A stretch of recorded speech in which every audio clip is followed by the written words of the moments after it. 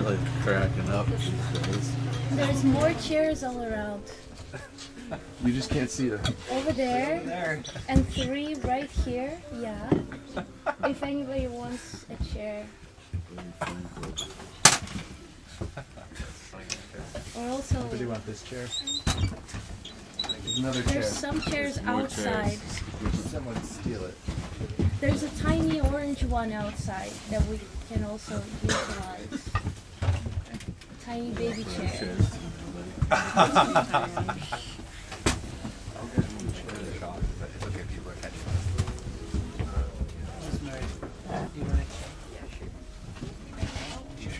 Rosemary security. Sorry. Well, wait, can I, or is there, can I have that little chair instead? Do you want this chair? No. Let's not play music with chairs. You also can move the Playboy and kind of sit on this. Move to the Playboy. I don't know about that. Let's not say that so So quick. they're right there next to you. I mean, I can get one with you and the artwork in it. How you doing? We're not just distributing chairs. Sorry.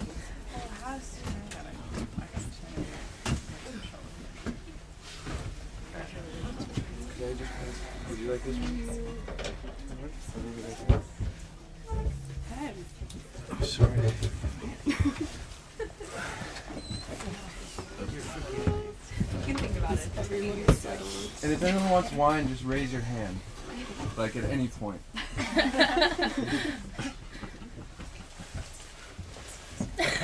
We got one. I wasn't paying attention. I will open here another one. Great. Well, hello everybody. Thank you for coming. This is a curatorial project I've been working on called Mother Tongue, where I go to different artist studios and homes or any space that inspires the artist or where the artist feels at home. And it's a group discussion. So what makes this a little bit different from an artist talk is I really want the whole audience to participate and just be involved in the conversation. So at any time, if you want to say something, feel free to interrupt, just say it. If you want, you can raise your hand. And that's really supposed to be an exchange and a dialogue. And the whole point of the project was really so artists had the freedom to talk about their process or anything that is holding them back from their artwork. It could literally be anything.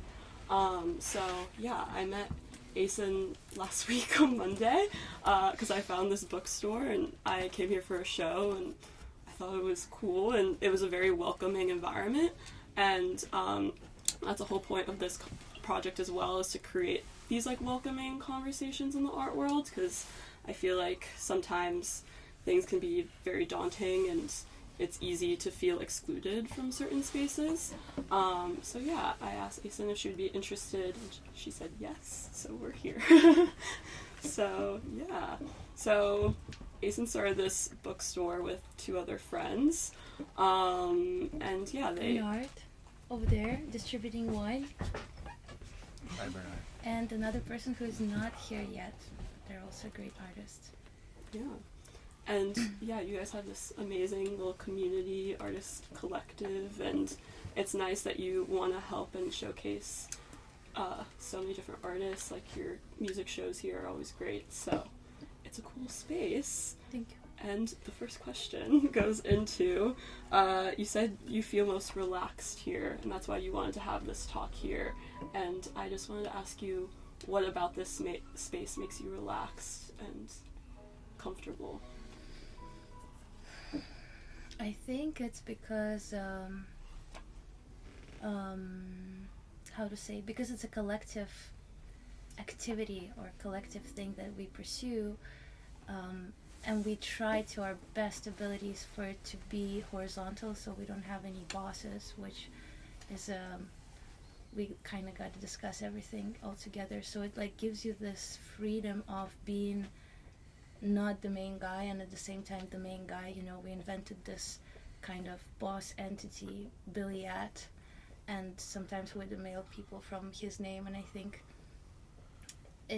a lot of it is also in the space where you can feel like every little part is a part of you, but at the same time the responsibility is off your shoulders because it's this in-between creature that all of these people create together. So it gives you a lot of freedom and like comfort and just doing stuff together with friends gives you all of that. Well, yeah, that's it. So, so I don't know. And also the other thing is that my studio is currently in my bedroom, so I thought it's going to be very awkward for it to be in my bedroom. Yeah. So, Do you want to explain a little bit about your artwork? You're a mixed media artist. You have some of your work here. I do. Do you want to explain where you started? Where you're I from? don't know if people are familiar with what I do, so I don't know if that makes sense. I brought some little things, so like all of this little parts and all of this little part. It's not all of it, but just tiny bit. I mean, I think I'm quite a simple, conventional artist in a certain sense that I do mostly representational artworks, and it's very simple. It's just artworks as they were done from a very long time ago. I had a little period of like, let's say, I mean, practice matters a lot to me as a process, but I do think that at some point in my life I was trying to kind of suppress my representational tendencies, which were not it wasn't successful, because I think in the end of the day it's just about the processes you like, and I just really like simple things like form modulation, or just looking at stuff and painting things, or painting from my head the things I know well about. So I do think that in a way I mostly do just generic, normal, conventional drawings and paintings with some sort of things around it, Yeah. as like an inner practice or whatever. Yeah. But basically that's it. Yeah. Yeah. And you said this space, there's a video on your website where you said this space really feels like home to you, or it's the closest thing you have to home. And I was wondering, wherever your artwork is that home to you, or does your artwork serve you another purpose? Or why do you create art? I think mainly I do art just because I cannot not do it, but I decided that I will not pursue it as a career in a way.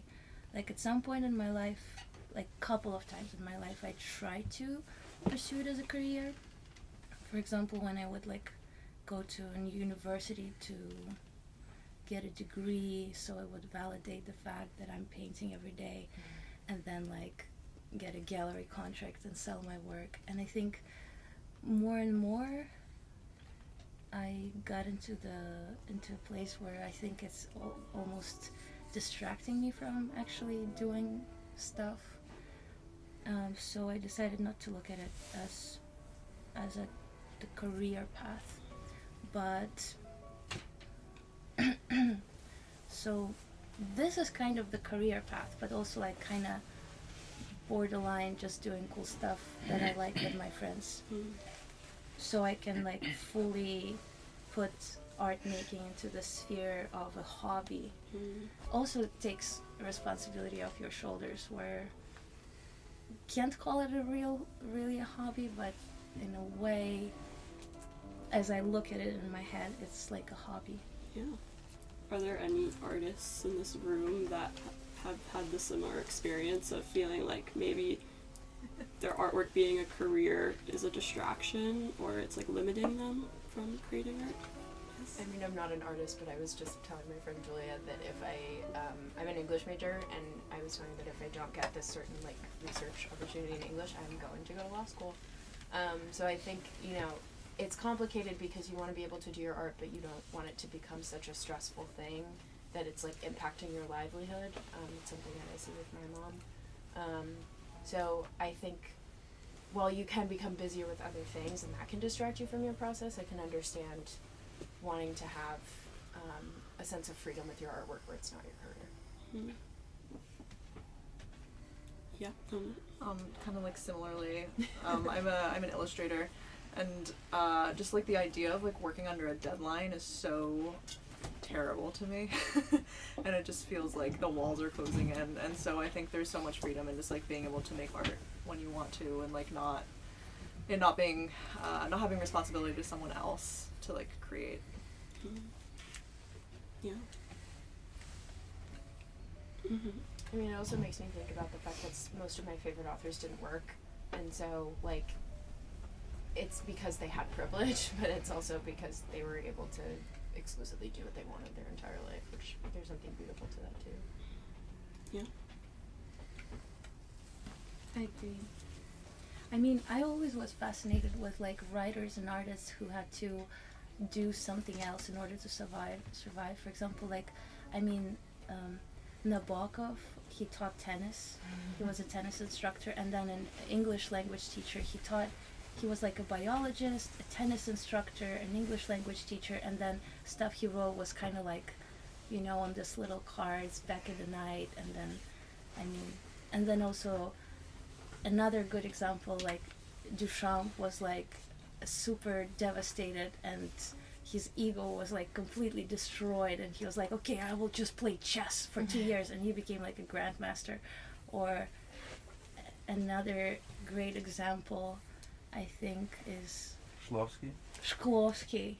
Yeah, Shklovsky was like, some people would say that he's like a secret agent. He was like sailing the boat, flying the planes, and then like doing all of those crazy stuff. Like, some people would think that he's like a Russian agent. In Russia they would think that he's an American agent, but he would just like write those crazy books. Like, a good one is Energy of Delusion, as Bernard really likes it.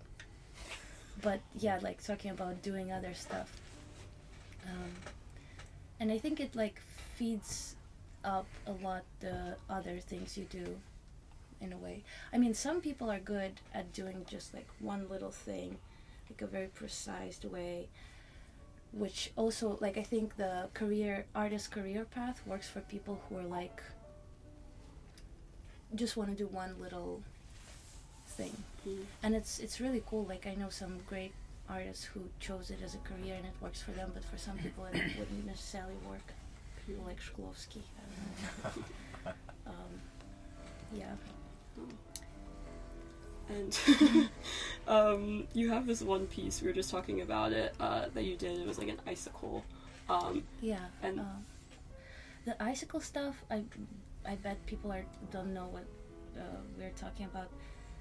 It was in an artist residency in Kurkijoki, which is a Finnish part of Russia that's occupied by Russia. It was an interesting thing because it was at that time of my life when I was trying to suppress my representational tendencies a lot, and I think they kind of rose up in a way through that little thing. But I enjoyed this project a lot. We're in this remote village, and the artist residency theme was alienation, as if whatever situation in between. And it's kind of like site-specific, found stuff that I never did before. It was more of like a story behind it. It was cool because like in this remote village in the north of Russia, there was a lot of icicles right on the houses, but only in the inhabited houses. So because the house would produce warmth, and then the warmth would melt the ice, and then it would create icicles. So abandoned places wouldn't have icicles. And then we found that it was like a lot of residents, a lot of people in there, so we would like go explore and stuff. And we found that abandoned kind of factory-ish building, and then we we started trying to find out what it is. We went to the little library. There was no lady in there. We went to the little museum. There was a lady in there, and she found the key and went with us to the other part of the little village and opened up the library, and we found like this old book to see what this building was, and it was like an old slaughterhouse where they killed cows, and it was abandoned, obviously. So it was kind of the process behind it was really funny because it reminded me of this sound isolation needles, the icicles, and so on and so forth. But it was some sort of, I really am grateful to be doing, like, to do those, how do you say, to do this thing, because then I think I did a lot of like very much highly conceptual work, and through that one I think I kind of almost embraced my representational tendencies back, where since then I kind of just gave up to it, and I was like, damn, I just want to sit there and scratch the surface with charcoal, and I mean, and this project is cool because I think process-wise I do still do those kind of thought constructions behind of it, but it does not necessarily have to be seen or like explained. It's just for myself. And I feel like, going on this theme of like alienation, do you find that your artwork makes you a bit alienated from other people, or do you think it allows you to connect with people and like find community? Or Yeah, no, I don't think I think about it in that sense, or in regards to that at all. I think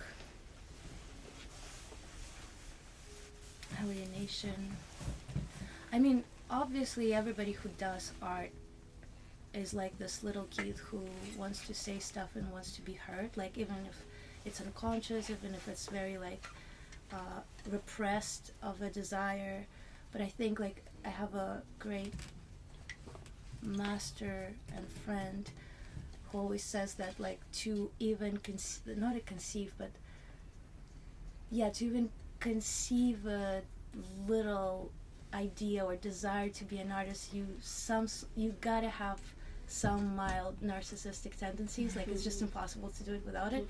I mean, it doesn't mean that you're a bad human, but like if you want to write something, or like even if you want to say something technically, but like on a lower level, and then if you paint or do music or write stuff, if you're some sort of want to express yourself, of course it's going into that weird little area, which I don't know if it makes you I don't think it either makes you alienated or more connected. I think it's more of like how you communicate with this world. I think it can be different. It does not necessarily alienate you, or does not necessarily makes you closer to the world. It definitely means that you want to talk with the world. Yeah. I mean, it could be like, I don't know the answer. Yeah. Does anyone have anything to add? Yes. I have a question. Hi, Aison. For those of you who, probably many of you know, but Aison's Russian. I'm from Russia. Thank you. And my question is, how much do you think being Russian has seeped into your artistic aesthetic and style, if at all, if there is anything you consider a Russian aesthetic? I think absolutely. I think it's like, unfortunately, how much I would try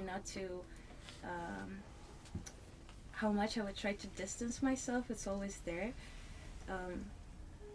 We have a friend, Georgie, unfortunately he's not here. He would always say that because he's Russian, he still has those linguistic, how would he say? Bernard, do you remember? He has linguistic what? He says that he has linguistic Neurosis? Yeah, some sort of that. I don't know how that relates, but I think the Russianness, or like any other partness, is kind of erasable, unerasable, obviously. Just in a way, like,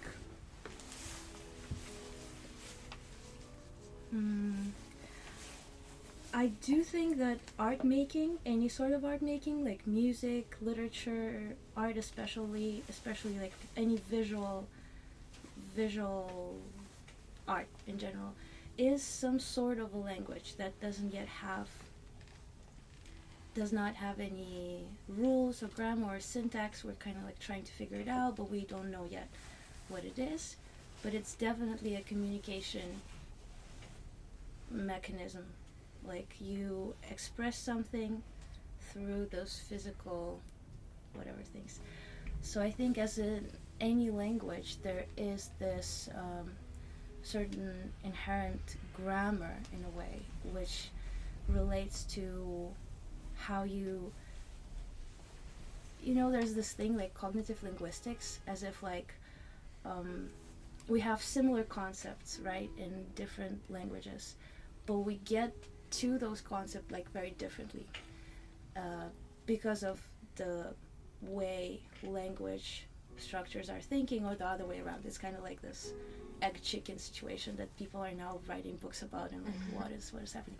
So I think with art making, it's also the same way, but like with every artist in particular, you have their own language, their own iconography, their own techniques they're developing. So it's like almost imagining for every artist there's like new language that they've kind of have to invent, and that's kind of what's asked of them right now, especially with the institutionalization of like artist statements and all of that. Like, you gotta be certain that you've invented your own language and you're not following somebody's language, which is, I think, like, you of course should and be allowed to follow somebody's language, as if like if I'm speaking Russian, I can use Russian grammar, or if I'm speaking English, I can use English grammar and rules. Where right now it's like with art, it's like this big mismatch. So we're all just taking like little parts from here and there, trying to make our own language and communicate something. Yeah. I don't know, I kind of got off. I'm so sorry, it's the No. beer. No, it was great. Does anyone have anything to add, maybe with like their artistic practice or another form of, like piecing this language together, creating their own language? Yes.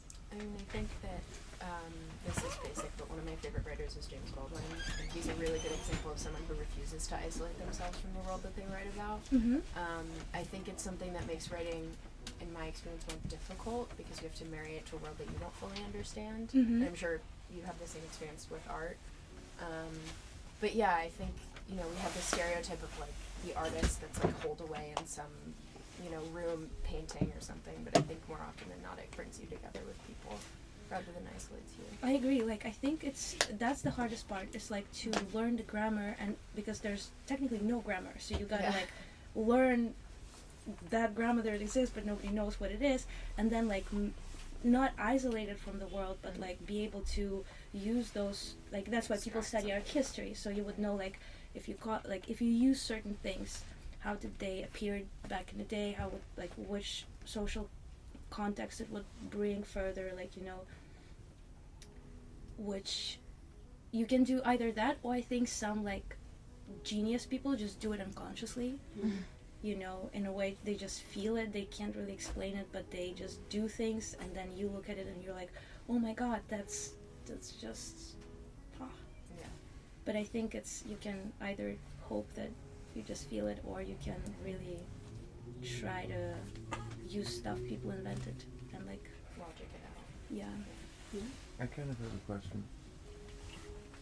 And it kind of goes to Austin's question a little bit about Russianness, but how much of this language do you think you like inherit without necessarily any choice, and how much of it do you acceptingly inherit from the past, from history? Your saints. Who are your saints? That's a very question. Who are your saints? Yeah. Who are your saints? Yeah. I don't know. I think I do about the Russianness. I do relate a lot to a lot of icon. I'm not like very religious, to be honest. You know that. I'm actually very not religious, but I do like icon painters a lot. I think they're like my main references, or like Andrei Rublev. Tarkovsky has a movie about him. He's kind of like a mythical figure. We don't even know if he existed, if it was like a group of people doing it, or like Feofan Grek and like other 15th century Russian artists. I think that they were like, wait, what was the question? But why the icons? Why the icons? Because Why the icons? they're portraits, aren't they? Icons in a way. Yeah, I just told Rosemary today that it's like, and I talked with Georgie. I think Georgie is not here. About the fact that like in Russian, the fact that we know names of like Andrei Rublev and Feofan Grek and other icon painters is like crazy, because they were not supposed to have names on it. It's just like we figured it out on our own through the archives. The icons do not have names on it, but also they do have names in the sense that like basically icon painters in early Russia, in early Rus, were, and like I mean, it was Ukraine at that time, kind of, because the center was in Kiev, but that doesn't matter. Like that part of the world, Eastern Europe, you can say, was that they were like failed monks. Oh, yeah. They were not able to like give up the expression part. So they couldn't fully meditate, so they had to paint. yes, so Yeah. painting was a sort of like this process of meditation, but at the same time, like they were almost banned from being monks, and though they were granted like allowance to be icon painters because they wanted, it's like they're not like just civilians who just go to church, but they're not monks who fully just And they're not there's- celebrated. They're not like above the monks or like no, special. they're not. and all that. It's like it's not in a hierarchy in a way. Oh no. No. But I think I liked it about it because then there's a lot of cool stuff, like not religiously, but like philosophically. There's a lot of cool stuff about like how then the process of making an artwork is this whole path from picking up the wood and making the paint that they painted with, the pigments, and the whole path of it. It's interesting because it's like, I don't know. And maybe if they're like, if they would be monks. They can't be because They they can't decided be. that. I mean, because it's basically like, it's Well, it's like Kierkegaard's not a real Christian, you know. yeah. Like he even says it. He wishes he could be, but he spends all his time But it's writing also about beautiful, Christianity. like, and that's like if you watch Tarkovsky's Andrei Rublev, like his whole path is like he's trying to be a monk, but he can't because he's an artist. You just gotta claim it. Because the ego, narcissism. Yeah, I mean, Well, yeah. you know, like in a you good were way. s- In a good way. In a good way. But like if you're saying like, you know, like how Wade said, like, you know, you have to, if you're going to be an artist of any sort, you have to have some sort of narcissism. Yeah, yeah. This ego is the thing that I think the monks either like blow up massively and like to the point where it's an absolute and doesn't exist, or try and get rid of it. Yeah, So they still have the ego enough to make a painting, yeah. and having that disqualifies them as monkish. But at the same time, they're still not yet. They're not just artists. They're icon painters because like we had artists at that time, like craftsmen. That was the main separation between craftsmen and artists at that time in Russia. Like I wouldn't say, I don't know how to say it. But craftsmen were like, it wasn't something negative, because nowadays I think a lot of people would say like, oh, you're an artist and you're a designer, as if like craftsman, as if it's like something lower of an artistic expression. Like that, at that time it was just about this religious intention, because like craftsmen still stayed in the world and decided to have families, and like if you was an icon painter, you could have no children, no wife. Like you basically take a path of the monk, but because you're unable to fully give up on the ego, you can paint. And but craftsmen were not something of like a lesser thing. It was just different. So I do think that like that's why I really respect the craftsmanship in terms of art making. Like it does not necessarily have to be skill as of like representational skill, but let's say if you're if you're carving wood and you care about the knife you carve wood with, or like which wood you carve and like in which direction, and like or if you do any sort of weird tiny activity that can be considered craftful, I really respect the respect towards it. I think it's really like devalued right now, as if, I don't know, like everything that's sort of like, for example, I have a lot of friends who are architects, and there's this massive difference between like people who pursue arts and people who pursue architecture, because architecture has this like intense obvious purpose. It's got to serve certain purposes, and it's interesting to see like how nowadays especially you could see like all of those structures and buildings and constructions made without purpose would be valued more than with a certain purpose. I mean, just generally speaking. Yeah. I don't know. I'm like trying to process that whole. Yeah. We went too far because we're drinking beers. Well, and it's a material purpose, really. Yeah, but architects are very interesting to me, because I think they're like they're still struggling, because like historically wise they're more on the side of an artist, like being artists, but idea and context wise they're more on the side of the craftsman. And if there's this massive, not only Western but like now it's general separation between like craft as something lower than arts, they're like trying to figure it out. Yeah. Which I don't think is like it just does not have to be hierarchical in general. Yeah, you can relate it also to like textile art. Or textile art, or like illustration, you know. Yeah. Or I don't know. Or there's like so much textile art that is like purely like this like artistic creation, Yeah. but then they're viewed as craft because of the idea of textile. Mm-hmm. Yeah. Does anyone have anything they want to add? Yes. Yeah, I think about textile art a lot as like a lot of it is very functional, like quilting or making like a pot holder. So I think about that kind of divide between making something that serves like a literal function versus purely for experience or for aesthetic purposes. And maybe they can be both, like maybe the pot holder can also be aesthetic for an aesthetic or for an purely creative expression. So yeah, I do feel like you make paintings with a certain function in mind, or do they adopt function maybe in a different way?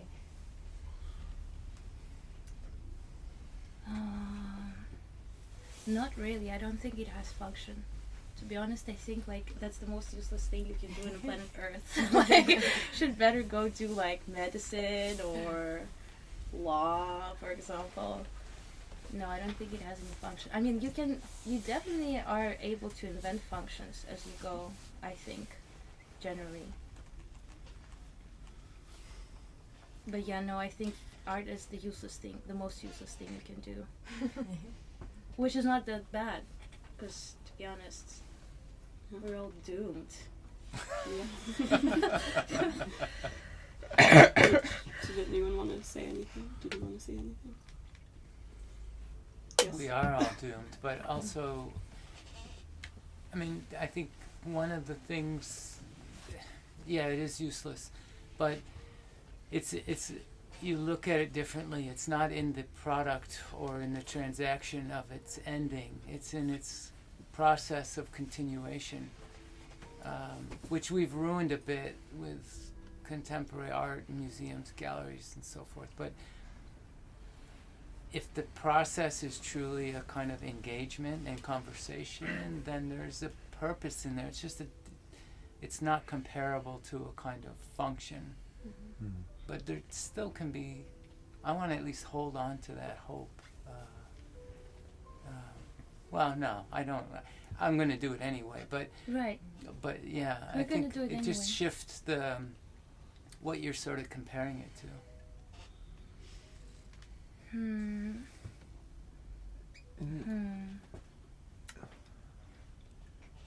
Yeah.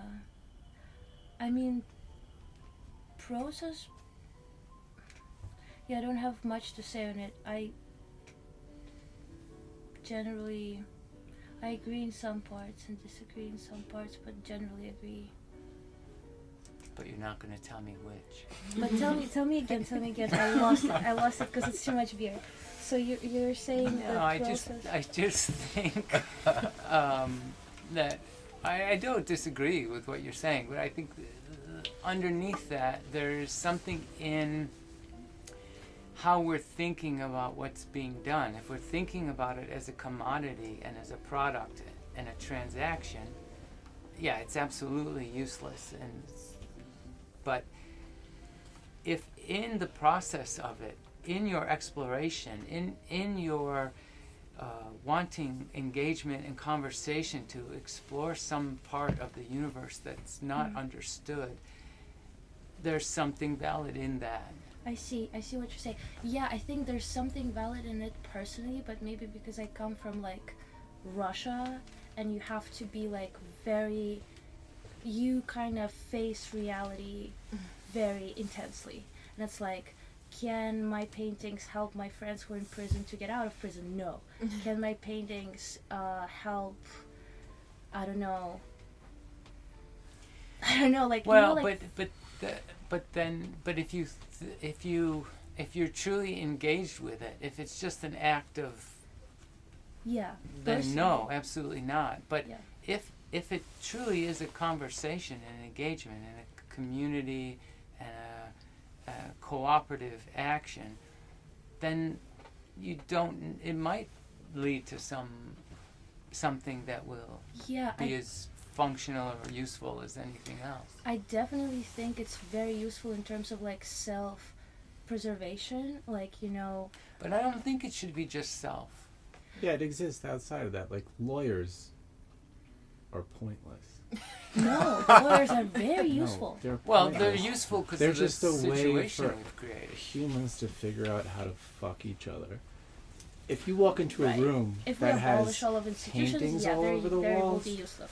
you feel fantastic, like being around paintings. Like, Right. lawyers are people you talk to when your life is like at threat of being ruined. Well, I think. And it's something we've invented, just like painting law. It doesn't. Yeah, sure. We do it. People go to law school because they say, I like nice things. I don't want to be poor. It's like maybe guaranteed work. And if I'm good at it, I can make a lot of money. But like jobs in general. Yeah, if we abolish all countries, all passports, all of the jobs. institutions, all of jobs, yeah. And no one would make another painting too. But unless we're But in I don't this want to sit in a structure- room with like a legal brief. It doesn't make me feel good. Or even like a surgeon's bag. I Of want course, to sit it's in a room much with cooler paintings. to be around paintings. I think paintings generally don't have this like. When I say useful, I'm talking about like physical abilities of survival. Like, it's not. I'm not talking about paintings or art making to be a commodity, but almost it exists in this like metaphysical reality of non-physical pleasures, where like other things, like actually influence your physical ability to be alive, which is essential to be able to make unphysical abilities. Like, you know, like lawyers, for example, in current environment, yes, they're like assholes, but in Russia they help people be alive. Like, there's this case of, I mean, and I don't want to get into it, but I will not get into it. No, I'm not against like lawyers. Oh, you're not? No, You're not no, against no, no, lawyers? no. I'm just saying, like, when we say like art's like useless, It's useless. self-deprecating. Like, everybody says that it's not. It's the whole point. But it's useless in like the nothing is real physical. too. It's I think it's you can useless in apply terms of your something to it. physical ability to survive. Like for mental ability to survive, it's definitely very useful. Like, you know, there's a lot of, I have this crazy book on like Polish artists in concentration camps, because when Poland was divided, one part went to Germany, one part went to USSR. Both of them killed all of them. And they sent like all of this great people, and mostly like the people who wouldn't comply would be the artists and musicians and blah blah blah. And there's great research done by this, I forgot his name, but I can find it later. Like, there was one guy who was a psychiatrician, psychiatrist, yeah, and he wrote this book on like how art actually helped people in concentration camps to like survive mentally the horrors, because it transcends you to this like reality of like it takes you to another world. So definitely, yeah, maybe there is some sort of part of it that helps you survive physically because it helps you survive mentally. That's great. I agree with you. I think that it's unrealistic to pretend, like, this is something my mom, who's a photographer, says all the time. She's like, I should have just become a nurse. Like, I could have literally saved people's lives. And I see what you're saying. I think that art shouldn't be treated like something it's not. But something that you said earlier was like, that doesn't mean it's not valuable, and that doesn't mean it's not worthwhile to practice it. And August was talking about it, and Tim was talking about it. Yeah, like, I think you brought up, like, the Holocaust. I read a book of poetry that was written by people in concentration camps. Even the practice of making art is something that can help you in unimaginable circumstances. Right. It's not invaluable, but it is not a practical thing. And so when you think about, like, you know, people like lawyers or doctors, they can do really boring, awful things. They can also do really incredible things, practically. And they all love art. This is true. This is true. Well, I think, if I may, there's one art that we're neglecting here. If you consider cooking and cuisine an art, that's the one that is essential to survive. The only one that's essential arts. to the culinary arts, because that's the only one that you actually need to survive.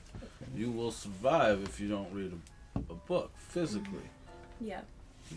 On the other hand, your soul, well, that's another story. Cooks for Greenpoint. Let's go.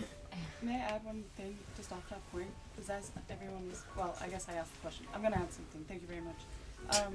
Something that came to mind as you're speaking about cuisine and all these other art forms is that the history that gets told and the memory that gets stayed alive, obviously that can mean very little to the person who's in prison forever, is dying in that moment. Mm-hmm. But I certainly would hope that if I was going to, you know, fall into oblivion, that at least an aspect of the world I was hoping to make for the future could continue. And I think that is seen best in, you know, the anthropology of food, in the cuisine we make. I mean, it's the reason why I think AI is, you know, just the death spiral of culture, which is to say the death spiral of history. I just felt it tremendously when you said, can my paintings get my friends out of prison? No. That kills me. If they're worth it, if they're worth enough, they can. Are you into cooking? Am I into it? Yeah. Have you read I'm this into crazy book called Parents. Cod? It was called Cod. It's about like history yeah, of yeah, how yeah. cod That's went. Fish. Or like, Crazy. yeah, Think about cod. Cod. Or it was another one called. There's a cool one about potatoes. Not a book, but it had potatoes, sugarcane, and like all of the other crazy how food like influenced so much shit. Crazy.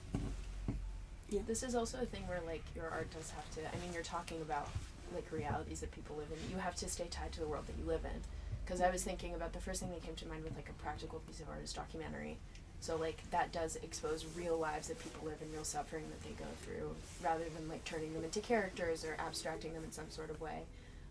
So I think there's ways to do both, but part of that is managing to stay connected to the reality in which you live, rather than making something abstract. Right. Or disconnect in a way. Like, for example, I just do the most conventional paintings of all time just because I enjoy the process. I'm not trying to just chill it. I guess that's a question for, like, all the artists in the room or whoever has a creative practice. When there's, I mean, like, obviously right now you can be so consumed in news and media and there's so much bad happening in the world. Is that something that inspires you and something where you end up creating more, or is it something that limits you and you start to feel stuck? I mean, I don't write to attach to any of those political realities. Like, I think I write because it makes me feel good and it's fun. And I think it helps me make observations about my own daily life, but that doesn't mean that it's connected to this larger political reality. And I think a lot of authors right now are doing that extremely well, and I think that's what makes them interesting on some level, but you don't have to do it. Yeah, I also think you don't have to do it. I think it's also almost like became a tool of, this like mental, in a way, escape and survival, that it can take you to this other sphere. Yeah. Because there are other tools to do it. Totally. Like lawyers can do it. Yeah, because like fantasy is a way to escape reality, and you can immerse yourself in this fantasy through your artwork. But I also feel like now, especially with like phones and just always being surrounded by the constant reminders, sometimes it can feel so overwhelming that you're just like, I don't even want to like create anything, even if it has like nothing to do with like politics or whatever.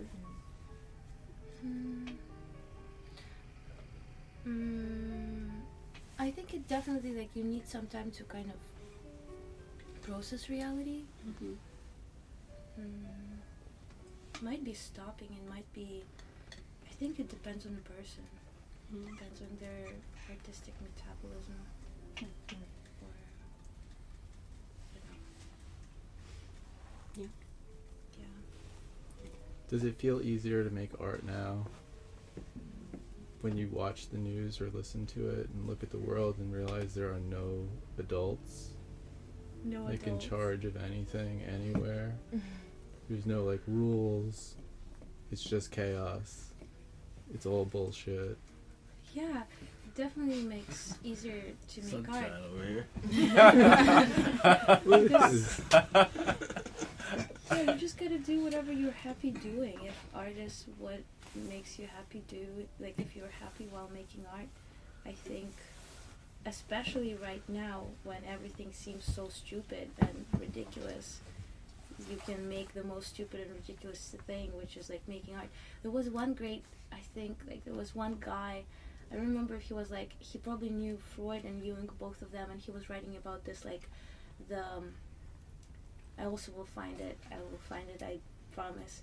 He was doing this, there's one, not research, because it's like so early into psychoanalysis that you can't really say it was a research, it was mostly like his ideas, but he was saying that like to be an artist you almost have to like forever be stuck in that, like some sort of this childish stages of development. I forgot which there are, you can ask your therapist about it if they went like the Freud way, but there's like the stages of kids development, which and I think they made some research about it, but like you almost gotta like be stuck in this foolish childish state.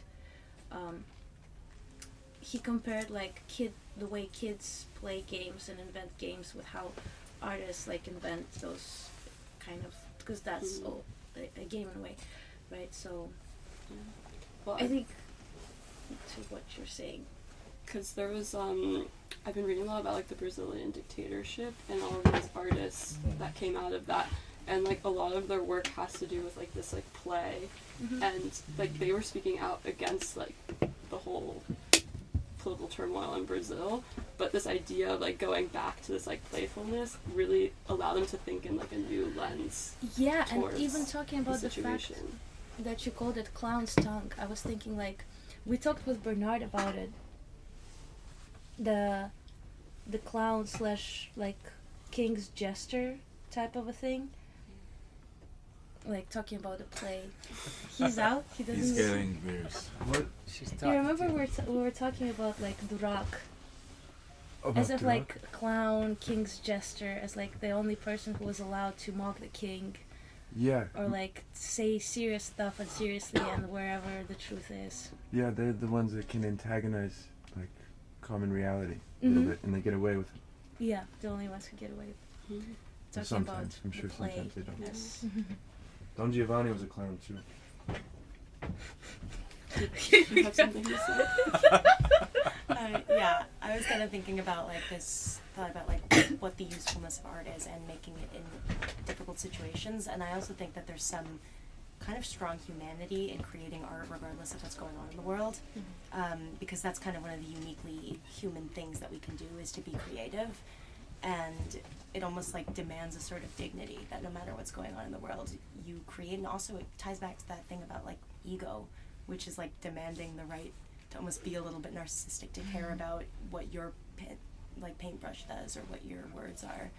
And you know, I think maybe that is true also for the people, you know, who were in the concentration camps and who, regardless of what was going on, didn't have to think about like the horrors of the whole world, but could think about the fact that they still have the ability to create something, regardless of like how they've been dehumanized.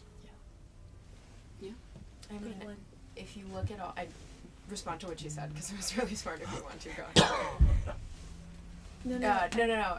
I was also thinking about the interwar period and like modernist thinkers, and I think they did really similar things where it's like, in response to something horrific, whether it's, you know, they're these just like horrible things that we've done, we also, they're like the Dadaists or the Surrealists, like they're all very self-centered and they're all very self-focused, but in this way that's kind of dreamlike and childlike, like you were saying. And so I think, again, even if it doesn't have purpose, it has sense and it has self.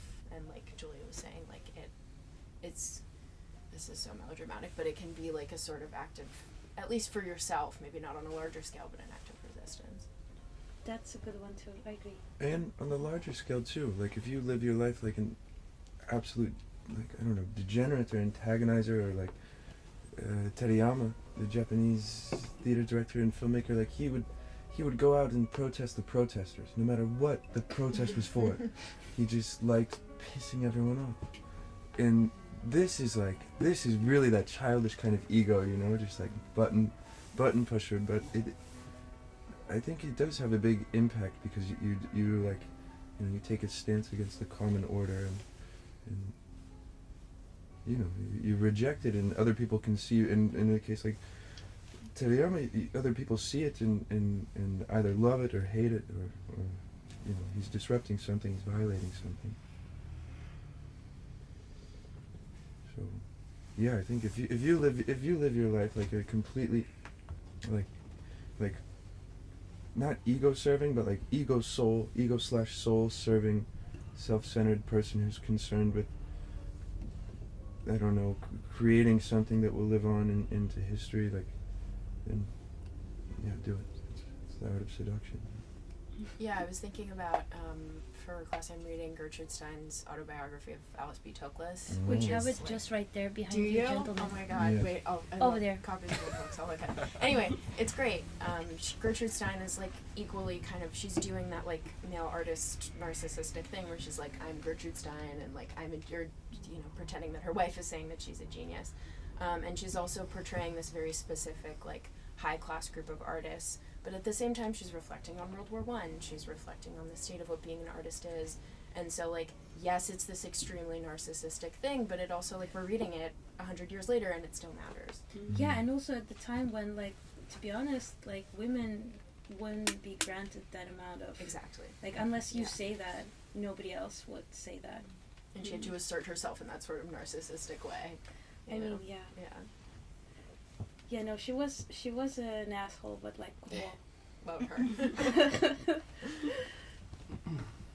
Because like, yeah, like I remember, but Picasso is also an asshole, but there's like a lot of notes of Picasso on Gertrude Stein. He's like, visited Gertrude this day, what a bitch. But like he's such an asshole as well. Yeah. Like the biggest fucking asshole, but well, that's why they were friends. Yeah, exactly. Mm-hmm. But she's cool, I like her.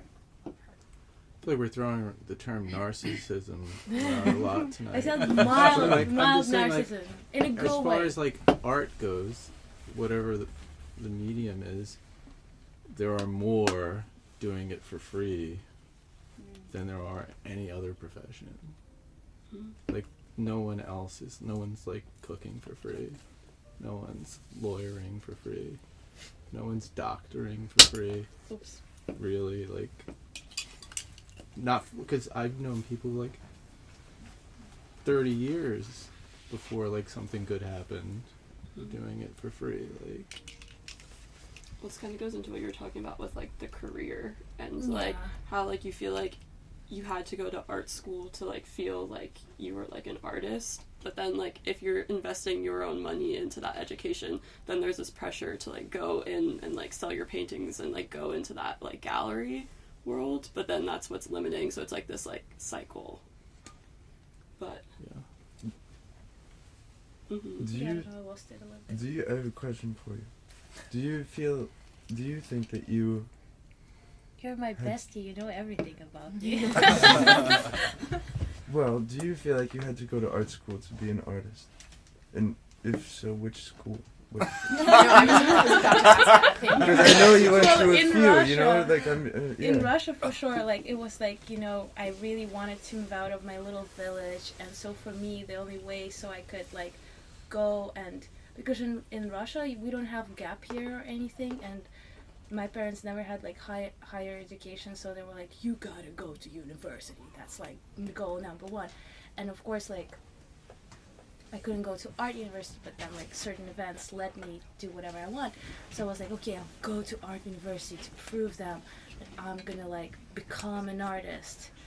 Because they wanted me to become somebody, right?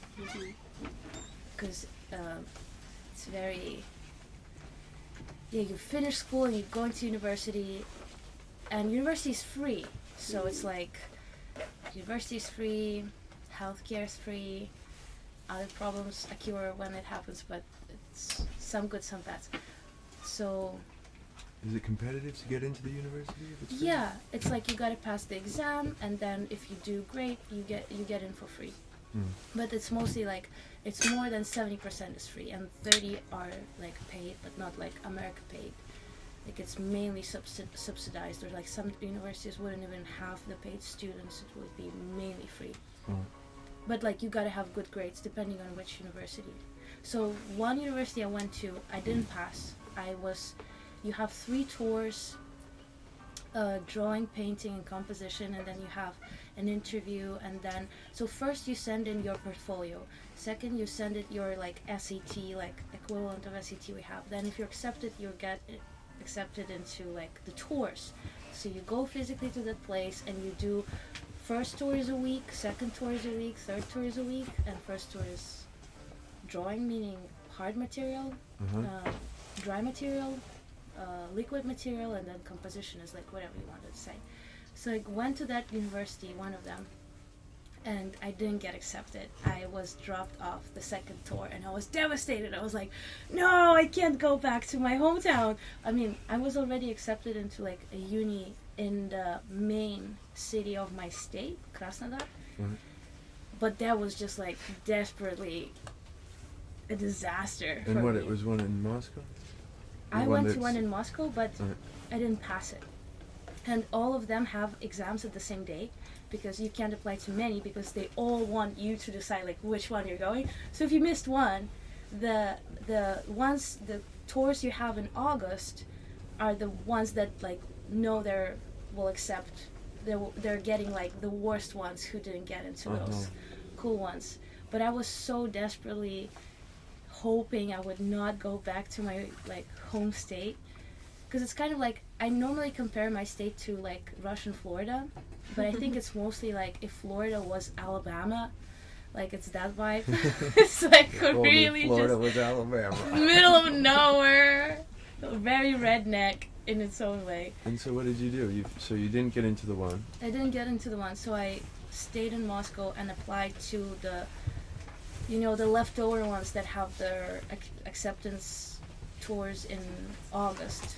And I got into like a shitty one that my teacher from my art school actually like was really obsessed with, but it was like a very governmental one. Like, I mean, they're all very governmental, and we never had, which is like very different with American education, because America had 60s, and abstract expressionism was institutionalized, which is like very different from Russia. We never passed through that stage where like we're stuck in like 19th century academia classicists. You gotta paint only Jesus, but it's gotta be like those Bouguereau, like kind of that influences a lot probably.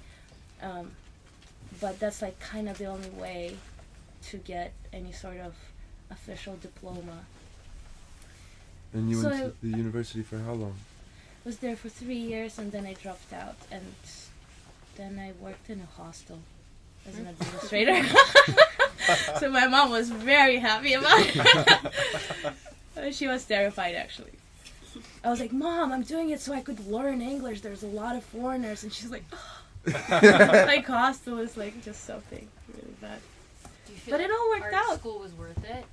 Are you regretful of going, or do you feel like it added to your practice at all? I actually think it was great that I did, because otherwise I wouldn't be able to move out of, like it was really, like Moscow is a very expensive city, so the only way I was able to do that is to, like I got into university, I lived in a dorms, and my dorms were actually covered by my scholarship. Like I had a scholarship which was 4,000 rubles, it's $40, but my dorms were $30, so I had 10 extra bucks for a month. It sounds ridiculous, but it was actually a lot. So I was able to, like, you know, move out of my little town and kind of do stuff. So I'm really grateful I did that. And I think that was the first time I was kind of,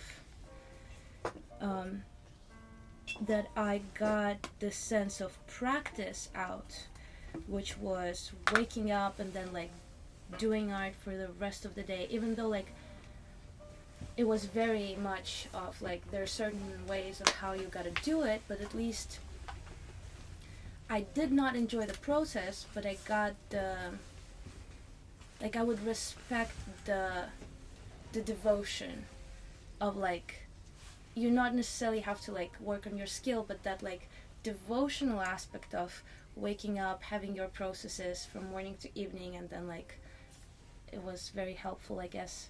But then in the end I realized, like, third year you gotta study for 6 years, so I dropped out middle way. You gotta I realized I was really not happy and I hated what I did, so I dropped out. Also, you should note, like, the fact that you go to school so much, you were so much younger, for at least. No, that was like, yeah, just not for real. I mean, it was an accident, but, like, normally people have to study for 6 years.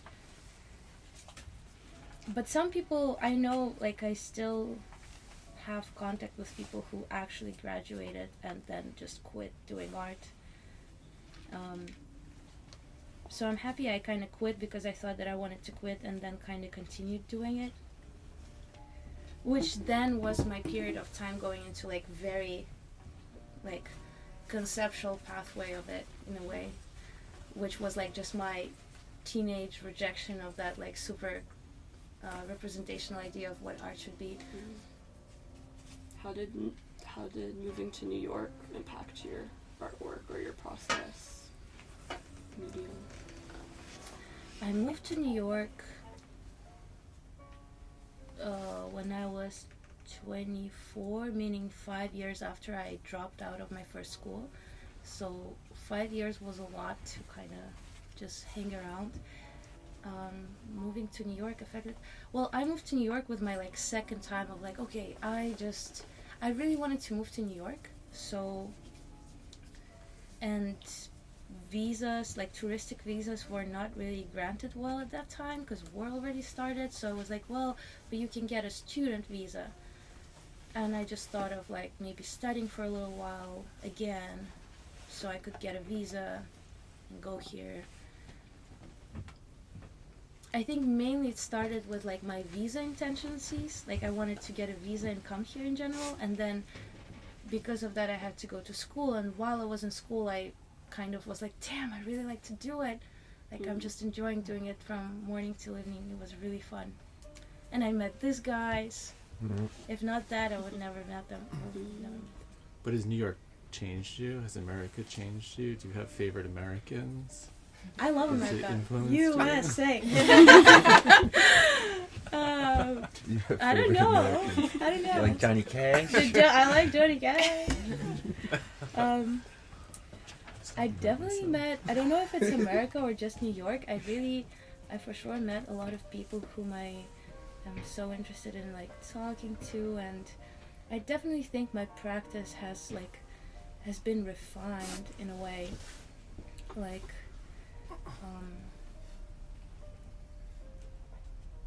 I don't know. I think I did the same things I did before, but it just helped me. Like, I was again put into this situation where I have to paint from 9 a.m. to 9 p.m. and it does help a lot when you just do it all the time. Mm. But at the same time, I don't think I truly in my life, like I have this, there's this beautiful meme about,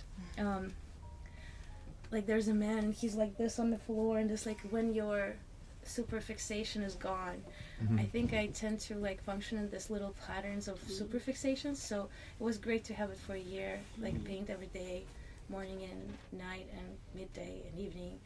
But to be honest, I do enjoy doing other things, like reading books and like all other things we do. Yeah. So do you think you have a good balance now? Maybe not ideal, but it's, I don't know what is good. So I think it's an okay balance. Yeah, I feel like that's like what everyone's always trying to figure out, this like balance. I don't know if everyone here agrees or wants to expand. I think you're always oscillating through it. I mean, if you have balance, it's very short-lived, regardless. And just so you kind of try to stay as close to that center as you can, but sometimes you get really far. You lose your way, and that can be good too. But yeah, I don't know if you really. It's so momentary if you have it, I think. I agree. It's hard to maintain a six-pack. Balance is overrated. You go. Very far. I think a lot of people like currently live in those like little manic stages. I think it's very much like, you know, it's like TikTok. Mania. You're like in those little manic. I don't know if it's balance, if it's new balance. Yeah. We're in this. I think you have like multi-month balance. What? I think you have multi-month balance. Yeah. As someone who's seen you, you know, like multi-month balance. You know, you were painting like crazy for a long time, and you were like doing the bookstore things like crazy, still doing them like crazy, and now you're doing these like crazy and also painting like crazy. Like, you know, Aison's very crazy. She can. No, you're crazy too. I think it's general She closed the sensibility of bookstore 21st century. Went home and she goes home and paints until 5 a.m. She's like, I smoked a little bit of weed. I'm up all night. Sorry.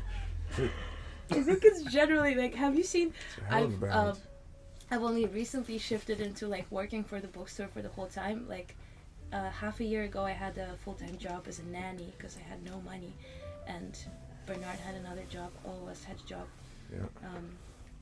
So I had to go with this kid to the movies, and we had to watch this kids' movies that they produce now, and it's crazy because I thought any of them, like literally any one of them, I was so overstimulated. I felt like everything is like TikTok but X5.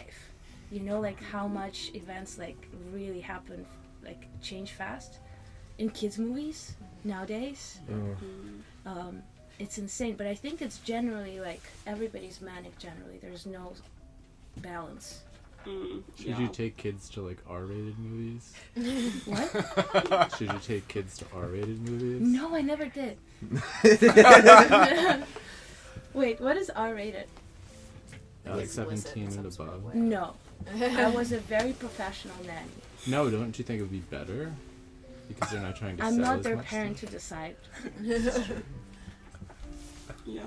Are you someone who like falls into the stereotype? Like I think I'm someone who writes a lot better when I'm actually happy and like when my life is in check. Do you think you're the opposite or the same?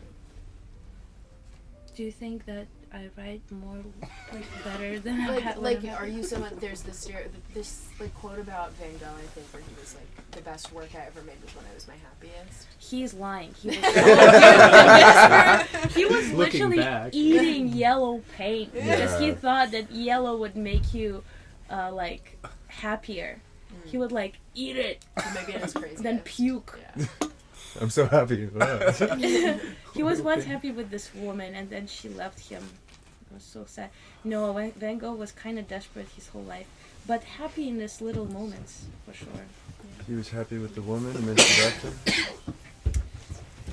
He was happy for a little bit. He was very religious, actually. Like he was trying to. I think he was trying. I don't know. I don't have much on Van Gogh. I think he was mad. Yes. Well, it just like reminds me of like our cultural obsession with like productivity. And I remember seeing this quote by Tove Jansson, who did the Moomin comics. And she talked about how you can't be a real artist if you're not making art every second of every day. And I just like so fundamentally disagreed with that, because I think that's impossible, and I think it's okay to like right now I'm in like a total dry spell, and I think that's totally fine to like take time away from your work and let it come to you when it comes to you. I agree fully. Maybe like I know which quote you're talking about, and I almost relate to it. Like when you're an artist, almost. I once had an argument with one of my friends back in the day, and she was really sad about me making underlinings in books, because her ideology was that tortures the book, that's very invasive, you're trying to live like some sort of, you're not respecting the book the way she is, the way the book is. And my point was that I was almost trying to explain her that when she reads something related to the topic of her studies, does she underline stuff? And she's like, oh yeah, but that's like in your school books, that's a completely different topic. Where like I almost think that every little thing an artist does in their life is this study process of whatever they make. So like almost reinventing Tove Jansson's quote is that like every little moment of your life, whenever you drink beer, smoke a cigarette, read a book, like I don't know, cook, fry an egg, that's your sort of learning moment of an artist, because then that would be a fuel for you to make art, which you're not I don't think you have to produce every other second, but this moment of intake, I think it is happening for us unconsciously. Everybody who's ever done anything happens this, like you are in a process of making art 24/7, although the actual production moment might be designated to like 5 minutes or 5 hours, whatever you are. Yeah. Don't you feel like an underlined passage in a book makes you read it? No, but every Like underlined more. passage in my book is like this study, Yeah. this it like fuel. jumps to, out at you. Like, why did they underline this? because it's important to me. No, when you're reading someone else's, that's what I'm saying. Like, it's good to underline it because you're like, oh, why did this person Yeah. stop It here? could love also be those. distracting, because then I'm like, am I just thinking this? Am I like focusing on this one part just because someone else underlined There it? has to be a reason. But I do agree, going back to like overproduction, I feel a lot of that weird weight, especially if you, that's why like, let's say I wouldn't want my art to be a job, because as soon as you claim that it's a job, then there's this expectation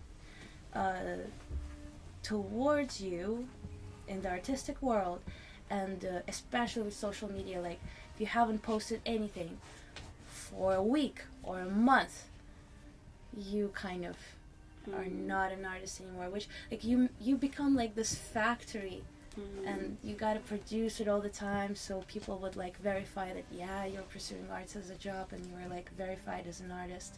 And if you don't produce, then it equals that you're not, which I don't relate to. I think it should be very whatever.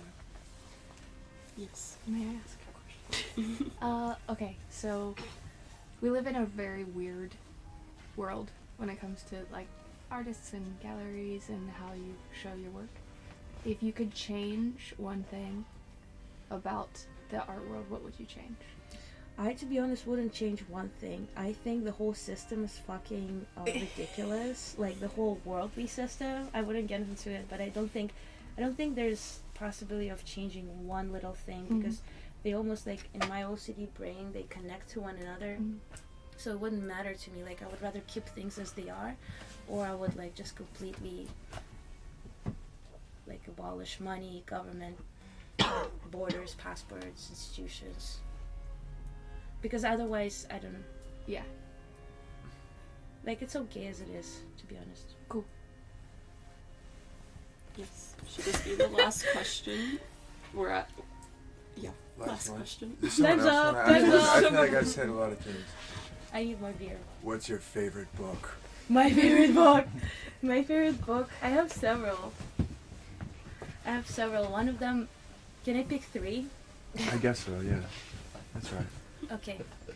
So one of them is Sash Sokolov, School for Fools. It's about this little boy who is mentally unwell.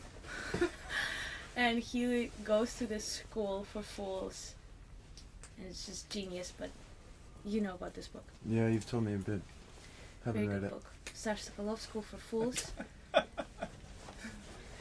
That's one. That's one. Second one, recently translated, but by mine, Rosemary's favorite publishing house. Peter Cornell, Commentary to the Lost Manuscript, Path to Heaven. It's Wow. called Weirdly. That's the second one. Okay. I gave you that one, and you gifted it to me, and I gave it to Rosemary. But she'll return it. We just exchanged for We a have moment. it. But Okay. she couldn't read it, and I couldn't read The Memory Theater. It's an English publishing house. It was recently translated, although it was written in the 60s. It's kind of like this unlinear. Basically, he's an art historian, the writer, actually, for real. Uh-huh. And he works in an archive, for real. Uh-huh. And then he comes to a publishing house one day and he's like, well, I found this crazy manuscript in an archive, which is just the commentary to this manuscript, and I spent like 3 years trying to find the manuscript, but I couldn't find it. Maybe we can publish it in order to find the manuscript that this commentary belonged to. Obviously, he made it up. Uh-huh. It's like he just made the commentary, but so it's the book with, it's just reference book. Like endnotes, kind of. Endnotes. Yeah. It's just the endnotes. Okay. School for Fools, Notes to the Lost Peter Manuscript, Cornell. Path to Heaven. Manuscript. And the third one. The third one will be Can't let the us down. one book that will come out soon. Oh yeah. Secrets. That one. Yeah. Oh yeah, Which that one. book? No. Secrets don't make friends. We'll announce it later. The Where the third book. Forest Murmurs. Yeah, Oh. let's do that. Okay, well, thank you everyone for coming. I have no doubt that we could be here all night talking. You're the best. Thank you. Yeah. To all of you, Thank you everybody. And I mean, I feel like you guys will be around, so if you guys want to Yes. stay and chat, I'm just you can gonna stay and drink chat. more beers. And You're all so cool. I'm so terrified and happy you're okay. Seriously.